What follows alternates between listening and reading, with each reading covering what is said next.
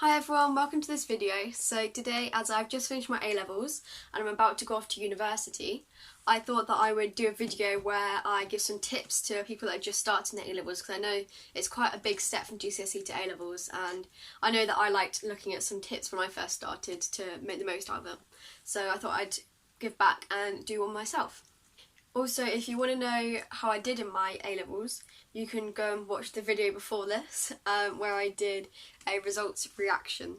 So, yeah, obviously things changed, but my results actually didn't change, from the government, so I was pretty lucky.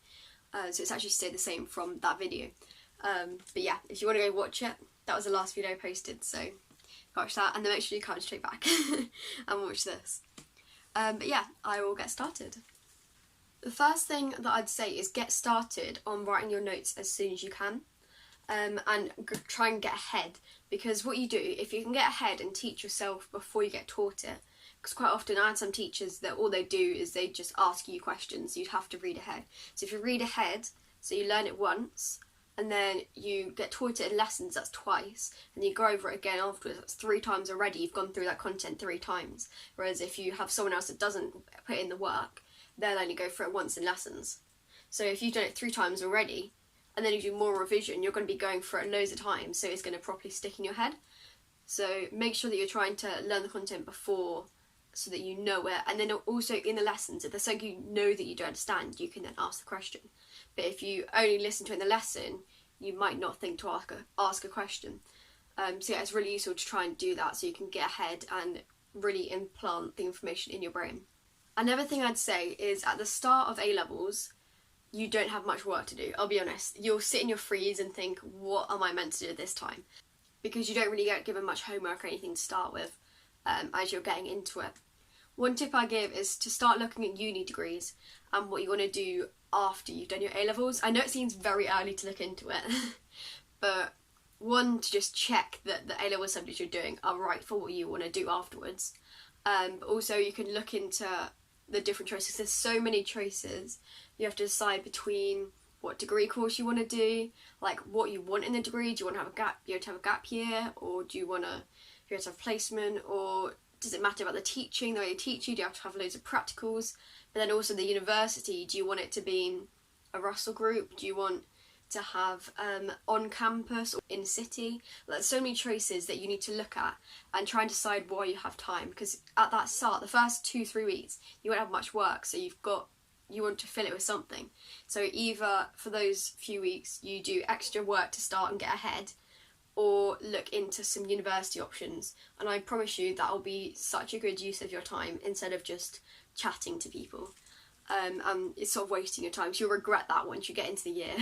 So just while we're on the subject, I know it seems a bit early, but at the end of year 12 and through the summer, I would definitely recommend starting to write your personal statement for university, because you want to try and get ahead so you don't get behind. Because I know some people, they didn't start writing it until end of September, beginning of October, and they were struggling to get it done, and you have to get it done by the deadline.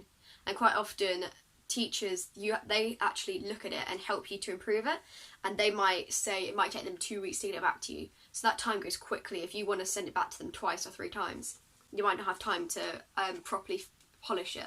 So it's definitely best to get it done as quickly as you can, as early as you can, and then you can adapt it so that it's the best that it can be if you have enough time to do that.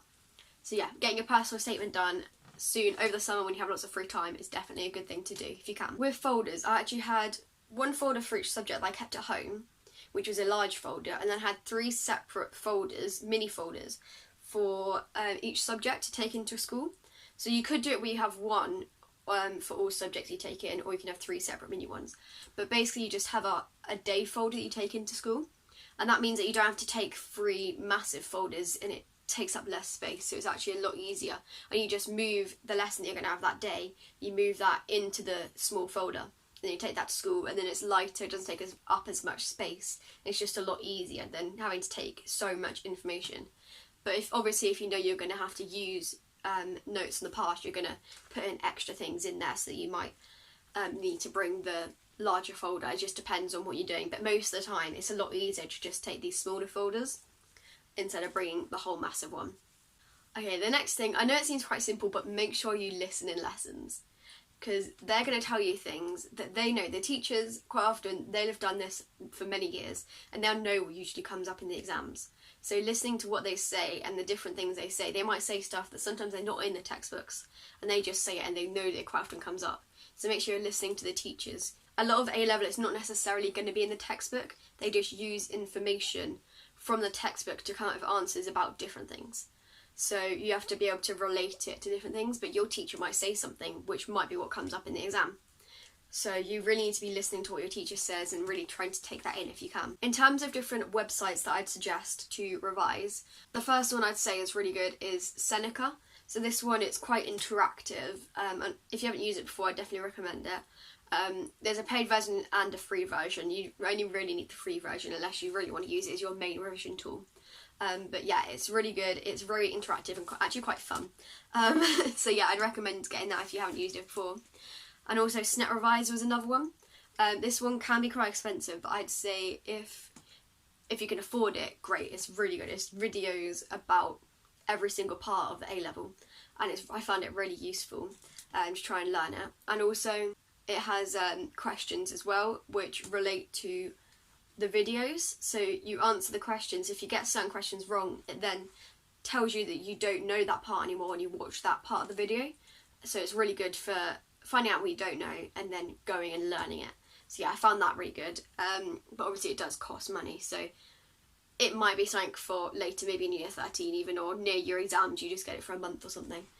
But yeah, that one was really good, I found. And then another one which you probably all know about, but Quizlet. So using flashcards, they can be quite useful to try and learn the content, because there's going to be a lot of content at A-level, especially if you're doing a science subject or something. You'll have a lot of content, so you'll need to try and learn that, and flashcards, if that's how you learn, are often pretty useful for that sort of thing.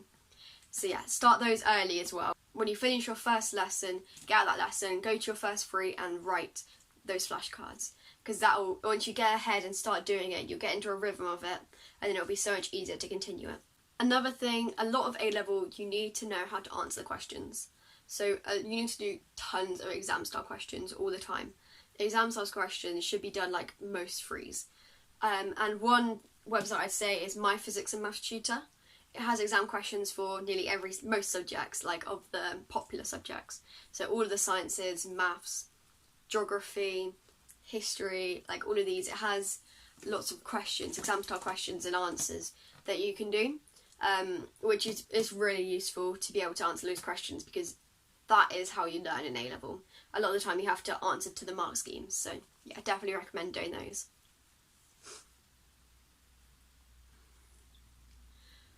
So when you go into sixth form, you actually get frees, which you don't have in lower school.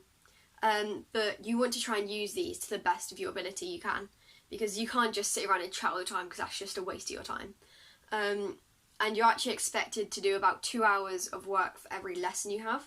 So that's probably 1 hour in a free and then one at home. But I'd recommend trying to do at least one lesson, one free, for each subject in a silent study area. Or if you can, 2 for each subject per week. And because that way you're actually you're gonna work, and you're actually gonna put in effort for that hour. And another thing I'd say is try and do your homework actually at home, and then you'll be forced to do other work, writing up notes or flashcards and things in the frees, and you'll actually use them to more effect rather than wasting your time. You might waste your time more at home if you do the homework in your frees, because you'll feel like you have more spare time, but you don't. Trust me. So yeah, I'd recommend trying to do your homework at home, and then you spend your frees doing actual work, extra work that you need to be able to do to try and get those higher grades. Another thing I'd say is make sure that you're scheduling when you're going to do work, and also when you're going to enjoy yourself, because it's year 13, the last years of your school. You want to also have fun. Like, you can't just be working the whole time. So what I'd say, if you're going to make a schedule, scheduling what subject you're going to do in your frees each time, but also maybe sometimes after school schedule when you're going to do work, but make sure you're scheduling in time to have fun as well. So if you do that, you schedule in when you're going to have fun, and then you know that that's when you can enjoy yourself, and then other times you know that's when you work, so you can separate the two, so you don't really feel as bad about going out and enjoying yourself, which is really good. So yeah, definitely try and schedule as much as you can for what you're going to do. Okay, another thing I'd say is try not to get too stressed to start with. It might seem like a lot, but I promise you everyone is feeling the same. And also if you have exams, like little tests, you will probably struggle to start with. A lot of people go from A stars or 9s at GCSE to like C's at A level. It does happen and it's okay, it's fine. To start with, it just takes a lot of getting used to. So don't worry, don't be disheartened if you do get a lower grade than you're expecting at A level. You just need to, it just takes a bit of time really. So yeah, don't get too worried, don't get too stressed to start with in the start of year 12. Just make sure that you're listening to lessons, doing work before and after. You know that you've done the work that you need to do, and then you'll be fine. Don't get too stressed. So that is all the tips that I've got for today. Hopefully you enjoyed and found some of these useful.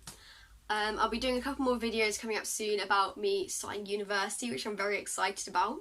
I actually go in 3 weeks, which does not seem long at all because I've got pre-season training. So yeah, I'm going to be hopefully doing a haul of what I get. And a moving in vlog. I can't believe it's 3 weeks, it's actually crazy. But yeah, I'll be filming a lot of that, so if you want to see that, stick around, and I'll hopefully be posting it. But yeah, that is the end of the video. Feel free to like, comment, subscribe, do whatever you want to do, and I'll see you in the next one. Bye!